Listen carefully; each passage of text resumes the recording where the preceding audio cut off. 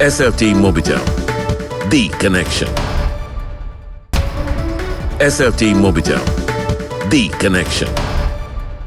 ලෙන්ගතුකම වැඩි කරගන්න ලව්ජු රුපියල් 50ට අඩු කළා. මාමේ එන්න අපිට එකක් බොමු.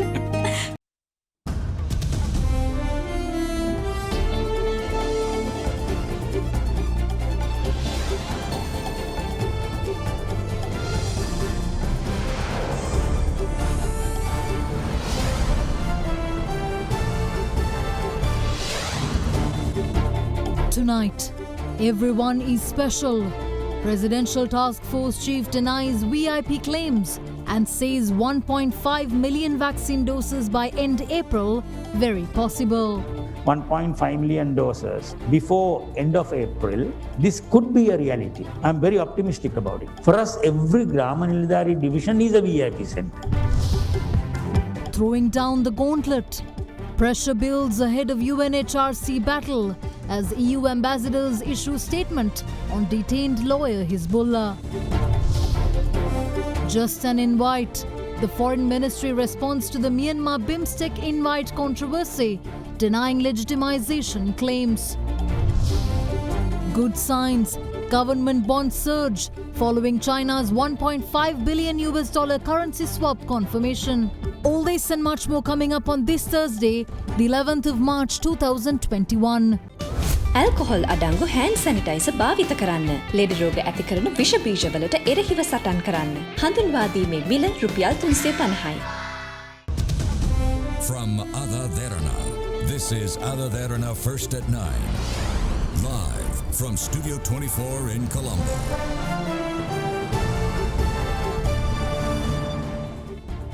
Good evening and welcome to First at 9. I'm Shanella Fernando in your top stories for tonight. The Ministry of Foreign Affairs, the current chair of the Bay of Bengal Initiative for Multi-Sectoral Technical and Economic Cooperation, has been targeted for criticism for extending an invite to the Foreign Minister of Myanmar. Protesters opposing Myanmar's military coup leaders who have cracked down on public demonstrations have labelled the invite a legitimization of the regime. However, the Foreign Secretary responded in an interview with Indian media, explaining that Sri Lanka has no mandate to exclude a BIMSTEC member until the organization votes to expel them. Sri Lanka's Foreign Minister Dinesh Gunawardena has come in for criticism on social media for an invitation he has extended to the Foreign Minister of Myanmar, Buna Maung Lin, to participate in the 17th BIMSTEC ministerial meeting hosted virtually on the 1st of April 2021 in Colombo.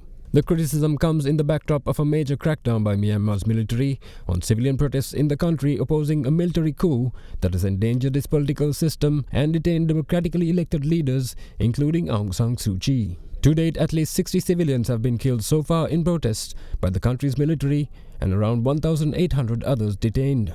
With the coup having drawn condemnation of the regime from a number of nations, the UN Security Council has called on Myanmar's military leaders to immediately halt what it termed their anti-democratic activities. In this context, the criticism alleges that the invitation has by default resulted in the legitimization of the country's ruling military. In response, the Ministry of Foreign Affairs released a media statement clarifying its position on the invitation.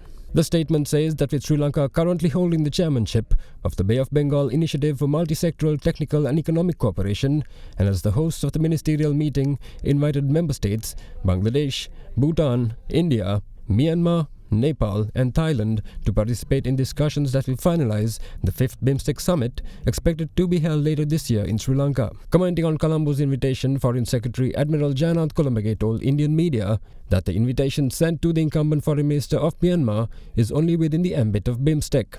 He added that Sri Lanka as BIMSTEC chair has no mandate to exclude Myanmar unless the nation is expelled by the organization.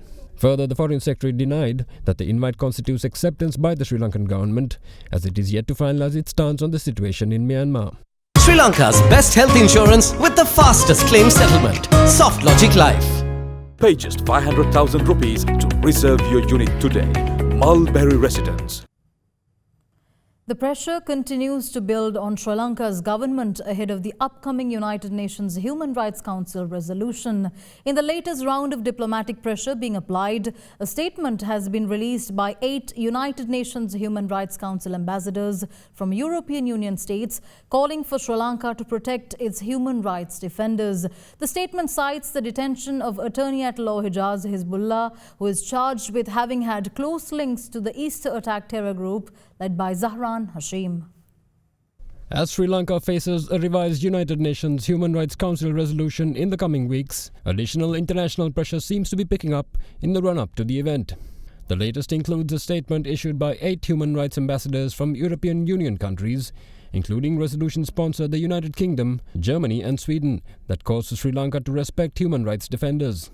The statement targeted the detention of Attorney-at-Law Hijaz Hizbullah, who currently faces charges of aiding and abetting the perpetrators of the deadly 2019 Easter Sunday attacks. The statement issued by the ambassadors of the United Kingdom, Germany, Sweden, Finland, Lithuania, Estonia and the Netherlands says that after 10 months of detention, Hijaz Hizbullah was being accused of speech-related offences.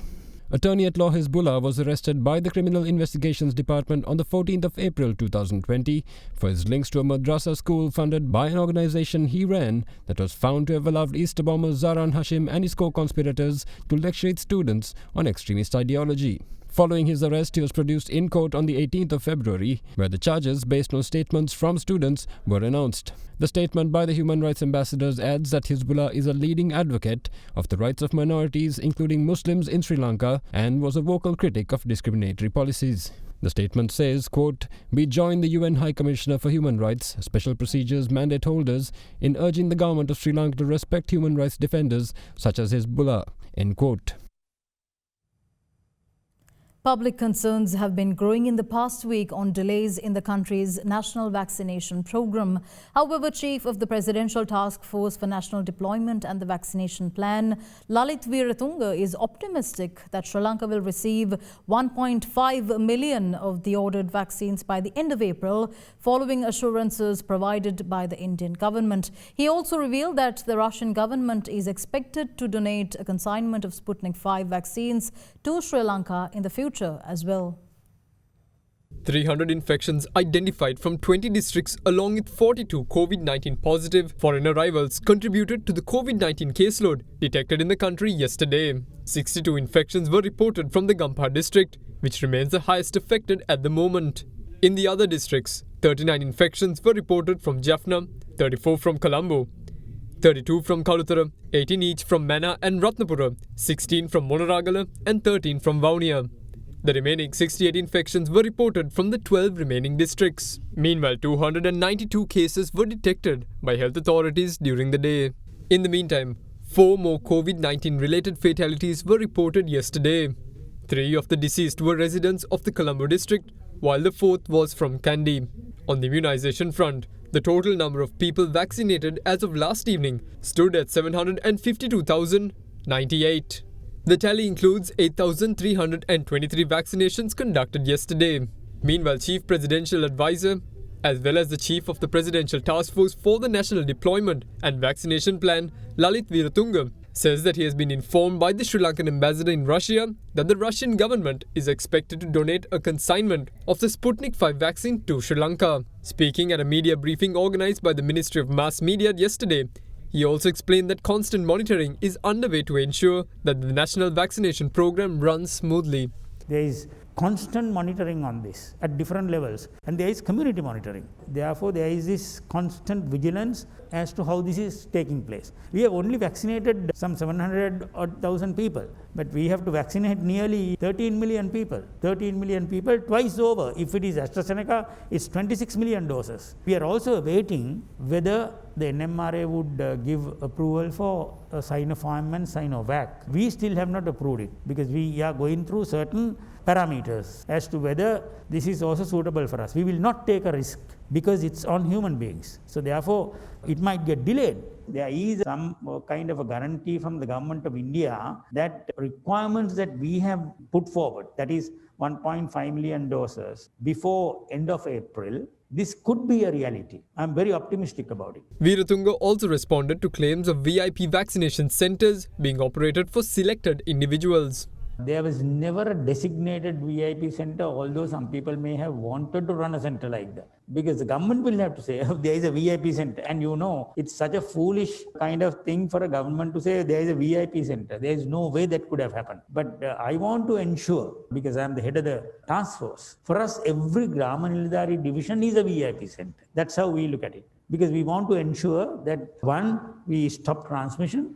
Number two, that we protect people. In more news, 1,200 residents of the Colombo municipality were inoculated against COVID-19 today at the vaccination centre at the AdaDerana temple in Narayanpeta.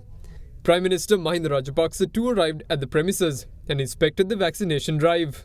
Former Minister Ravi Karunanayaka too received the jab at the vaccination centre. අද දිනෙන් අපි අවසන් කරනවා වයස අවුරුදු 30 සහ ඊට වැඩි අයට ලබා දීම නැවත අපට ඒ තොග ලැබෙන තුරු අනිද්දා දිනේ කියන්නේ සෙනසුරාදා දිනේ සිට විශේෂයෙන්ම කොළඹ නගරය තුල අවුරුදු 60ට වැඩි අයත් එන්නත් කිරීමේ වැඩසටහනක් ක්‍රියාත්මක වෙනවා. In the meantime, 351 COVID-19 patients recovered and were discharged from hospitals during the day, bringing the total recoveries in the country to 83,561. More news on the other side of this break. Stay tuned. Corona වෛරසය 99.9% දක්වා විනාශ කිරීමට උපකාරී වන Surf Excel Hygiene Boosters.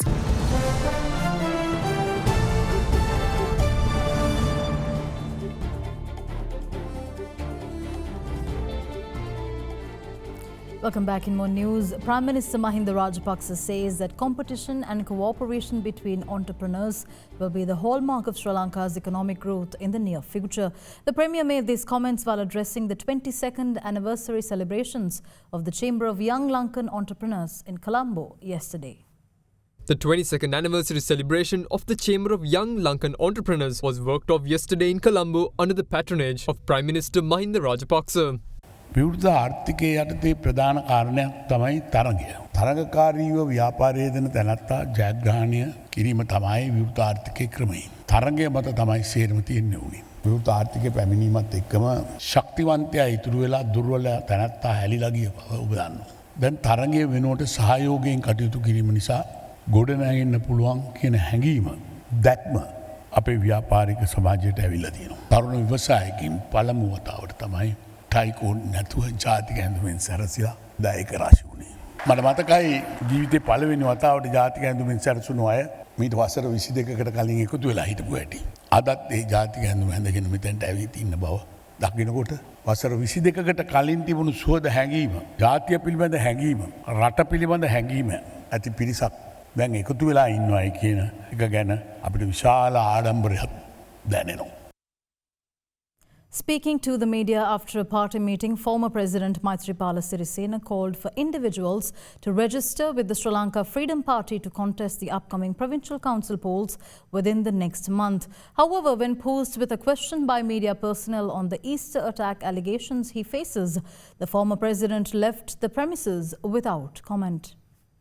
Pass commission වාර්තාවේ ඔබතුමාලගේ පක්ෂයක් හැටියට ගන්න තීන්දුවක් මොන වගේ තීන්දුවක්ද ගන්න බලාපොරොත්තු වෙන්නේ? ආණ්ඩුවේම සමහර කැබිනට් ඇමතිවරු ප්‍රකාශ කරනවා ආණ්ඩුවේම ඉන්නවා කියලා මේ සම්බන්ධව චෝදනා ලැබුපු අය. ඒගොල්ලන්ට ඉතින් ඒක ප්‍රකාශ කරන්න පුළුවන්. අපි අපේ පක්ෂයේ මතය ප්‍රකාශ කරලා තිබෙනවා. ආණ්ඩුව විදිහට අපි එකතු වෙලා වැඩ කටයුතු කරනවා. එක පුද්ගලයන්ගේ අදහස් තිබුණා කියලා අපි ඒකට ප්‍රශ්නයක් කරගන්නේ නැහැ. ඉදිරි පළාත් සභා මැතිවරණය සම්බන්ධයෙන් අපේක්ෂකත්වයේ ඉල්ලලා සෑහෙන පිරිසක් විශාල පිරිසක් අපිට ආයුධම්පත් එවලා තිබෙනවා. ඒ වගේම අපි දැනුම් දෙනවා තව මේකට කැමැත්ත තියෙන අය ආයුධම්පත් එවන්නයි කියලා. ඒ නිසා පළාත් සභා මැතිවරණය සඳහාත් අපේ සූදානම් වීම තියෙනවා. ඒකට කැමති අයගෙන් ආයුධම්පත් තව ගන්න අපි මාසයක කාලයක් තියෙනවා. නමුත් විශාල ප්‍රමාණයක් අපිට ලැබිලත් තිබෙනවා. ඒ අනුව අපි පක්ෂයේ ඉදිරි වැඩපිළිවෙල පිළිබඳව දීර්ඝ වශයෙන් සාකච්ඡා කළා. මේ කටයුතු තමයි අද කළේ. වෙනම තරඟ කිරීමට සූදානම්ද? නෑ අපි ඒව මොකුත් එහෙම. අපි ඔබතුමාට මේ පාස්කෝපය සම්බන්ධව චෝදනා එල්ලගෙන ප්‍රකාශයක් කරන්න නැතේ මේ සම්බන්ධව.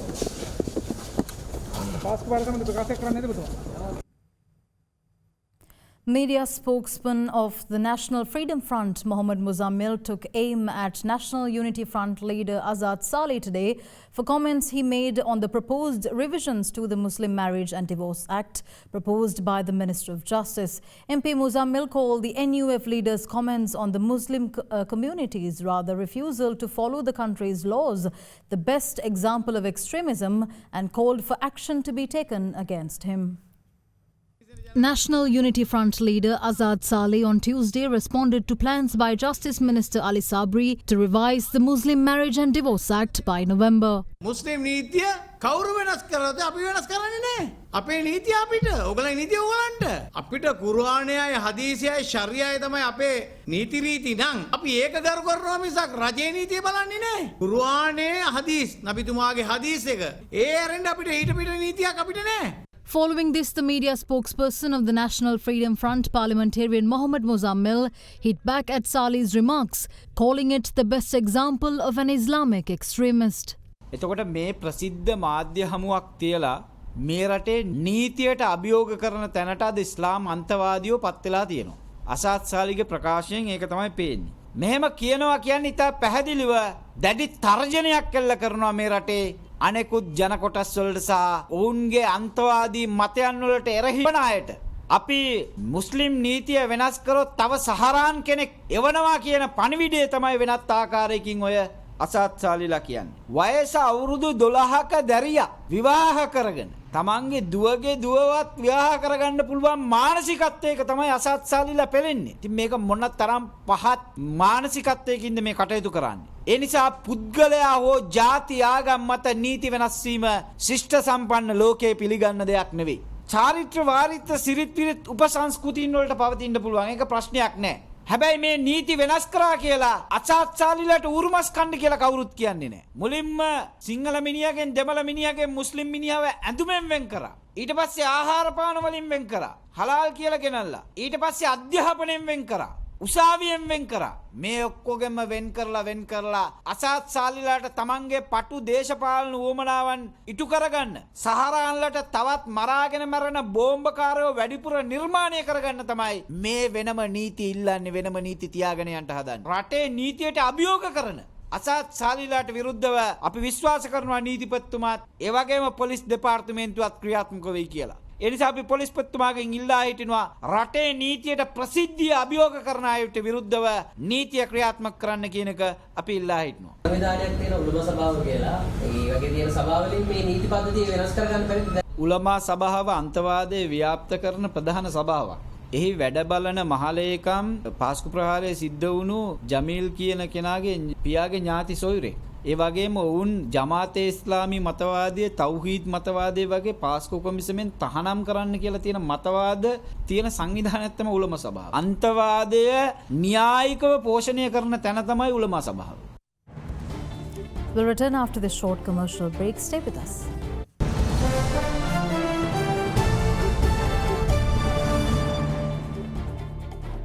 Welcome back. In more news, Samagi Jana Balawege member and parliamentarian Ashoksingh arrived at the Criminal Investigation Department today to record a statement on his recent comments accusing current President Gotabaya Rajapaksa and SLPP national organizer Basil Rajapaksa of having links to the Easter Sunday attacks. Accompanying the MP was Samagi Jana Balawege leader Sajid Premadasa, General Secretary Ranjit Madhuma Bandara and MP Field Marshal Sarath Fonseca, who accused the government of using the incident to shift focus from the Easter investigations. Samagi Jana Balawege parliamentarian Ashoksingh arrived at the Criminal Investigation Department today along with the leader of the opposition Sajid Premadasa and other party members to record a statement on his recent comments relating to the Easter Sunday attacks. The MP had recently stated that incumbent President Gotabaya Rajapaksa and SLPP national organizer Basil Rajapaksa were connected to the terror attacks. Following this, a group of Sri Lanka Podujana Peramuna members filed a complaint with the CID. The Criminal Investigation Department then proceeded to request the parliamentarian for a statement on two separate occasions to no avail. තුමාව කැඳවලා තියෙනවා ප්‍රකාශනයක් ලබා ගන්න. මම එතුමත් සමග පැමිණිය සමගි ජන බලවේගයේ නායකයා හැටියට මමගේ മന്ത്രിවරු ආරක්ෂා කරන්නට ඕන. රටේ ජනතාව රාජ්‍ය පාලනයේ වෙනසක් කරා. ඒ වෙනසක් කරේ පාස්කු ප්‍රහාරයට සම්බන්ධ සියලූම දෙන අත්අඩංගුවට අරගෙන නිත්‍යානුකූල ක්‍රමවේදය තුළ එයාට දැඩි දඬුවම් පවනුවනවා කිව්වා. එය එසේ සිදු වෙලා නැහැ. අල්ලන්න ඕන පාස්කුරිදා බෝම්බ සිද්ධියට සම්බන්ධ මේකට උපදෙස් දුන්න මහමුලකරු ප්ලෑන් කරපු බඩු දුන්න සල්ලි දුන්න අය අද අල්ලන්න මේක කතා කරන අය මොහොම ආණ්ඩුවට මර්ධනය කරන්න බෑ විපක්ෂයක් විදියට ඕන මර්ධනයකට මුහුණ දෙන්න අපි සූදානම්. එතුමා ඒ ප්‍රකාශය කරලා තිබුණා මම හිතන්නේ සමාජ මාධ්‍ය දාලාවල පළවෙනි ප්‍රවෘත්ති මත ඒකට දැන් විශාල පරිශ්‍රමයකින් පරීක්ෂණයක් පවත්වන්න උත්සාහ කරන ළඟ අපට පේනවා. මේගොල්ලන්ට දැන් ප්‍රමුඛත්වය වැඩිලා මේගොල්ලෝ අල්ලගෙන ඉන්නේ පොල්ලේ වැඩි කෙලවර. අපි කොහොම වුණත් මේ හිරගල් වලටයි CID එකටයි යන්න එන්න මෙයාට අපි බය නැහැ. After recording his statements with the CID, parliamentarian Ashoksingh spoke to the media. මම ප්‍රකාශයක් රන් කළා දැන් පැය 4මාරක් 5ක් පමණ. මම ප්‍රකාශයක් කරලා තියෙන නිසා ඒ පිළිබඳ දීර්ඝව පැහැදිලි කිරීමක් කරන්න බෑ මාධ්‍යයට. මේ ප්‍රකාශයෙන් පස්සේ සිදු වෙන දේවල් අනුව ඉදිරියේදී මාධ්‍යයට යම් ප්‍රකාශයක් කරන්න බලාපොරොත්තු වෙනවා. ඒක නිසා ඇයි දවස් දෙකක් එන්නේ නැතුව මේ හැංගිලා 8 වෙනිදා එන්න කියලා අපරාධ පරීක්ෂණ දෙපාර්තමේන්තුවේ එවලා තිබුණා. මම කිව්වා මට 8 වෙනිදා පුද්ගලික කවුණක් තියෙනවා. 9යි 10යි පාර්ලිමේන්තු තියෙනවා. නිසා මට එන්න පුළුවන් වෙන්නේ 11 සහ 12 දින දෙකෙන් එකක. ඔබතුමාලගේ විපක්ෂයෙන් නම් චෝදනා කරන්නේ මේ මන්ත්‍රීවරුන් දඩයක් කිරීමේ වැඩපිළිවෙලක් ක්‍රියාත්මක වෙනවා කියලා රජයේ විසින්. එහෙම එකක් තින් කියන්න බෑ. කොහොමද මාව දැන් දඬුවමක් උනේ නැහැනේ. මම ඇවිල්ලා ප්‍රකාශ කරලා යන්නවනේ ඉතින්. ඉතින් මට හොඳට සැලකුවා. ඒ දුන්නා. මොන්න කණ්ඩක් දෙන්න හැව්වා. ඉතින් මම කව කන්න ඕනේ නැහැ කියලා. ඉතින් ඒකද හොඳට සැලකුවා. ඉතින් ප්‍රශ්නයක් උනේ නැහැ. The partially burnt remains of a 33-year-old businessman was discovered inside a burning car in Kohuwala last night. While the police are yet to ascertain the cause of the fire, they say that CCTV footage from the vicinity of the incident rules out homicide. At around 11:30 last night, a body was discovered in a car that caught on fire down Asirimavata in Kohuwala. According to the police, the people in the area had managed to douse the fire. The victim has been identified as a 33-year-old businessman and resident of Bhathiyamawatha in Kalubovila. A colleague of the deceased, who had been with him before the incident took place, says that a can of flammable liquid was on the passenger seat of the vehicle when he last saw the victim alive. Following this statement, government analysts are carrying out tests to ascertain if this could have been the cause of the fire. ලැබී ඇති සාක්ෂි අනුව ඔහු රාත්‍රී ආහාර ගැනීම සඳහා ගමන් කර ඇති බවටයි වාර්තා වෙන්නේ. පසුව ඇති වූ යම් සිද්ධියකදී මේ ආකාරයට ඔහුගේ සිරුර හමු වී තිබෙනවා. Police say that CCTV footage proves that this was not a homicide. The incident reportedly took place a short distance from a location where the victim stored motorcycle spare parts. In the meantime, the acting magistrate in Mount Lavinia arrived this morning and conducted an on-site inspection.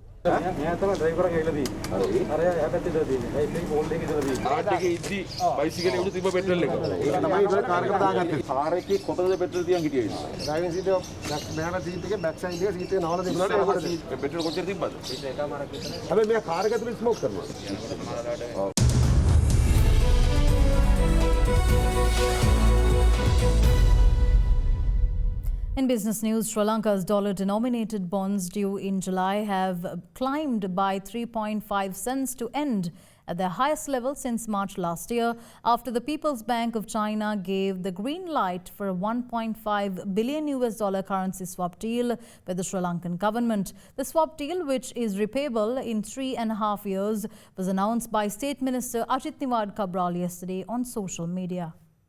The People's Bank of China has approved a 10 billion yuan or $1.54 billion currency swap with Sri Lanka, which will pave the way to stabilizing the country's foreign reserves. This was confirmed by the State Minister of Money, Capital Markets and State Enterprise Reforms, Ajit Cabral, on social media. Sri Lanka's foreign currency reserve assets stood at $4.55 billion, out of which foreign reserves stood at $4.09 billion.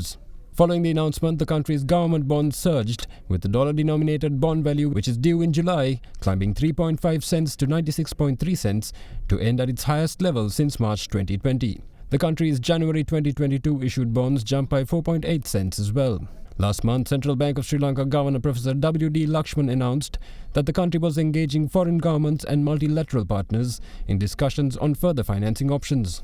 The swap deal is to be repayable in 3.5 years.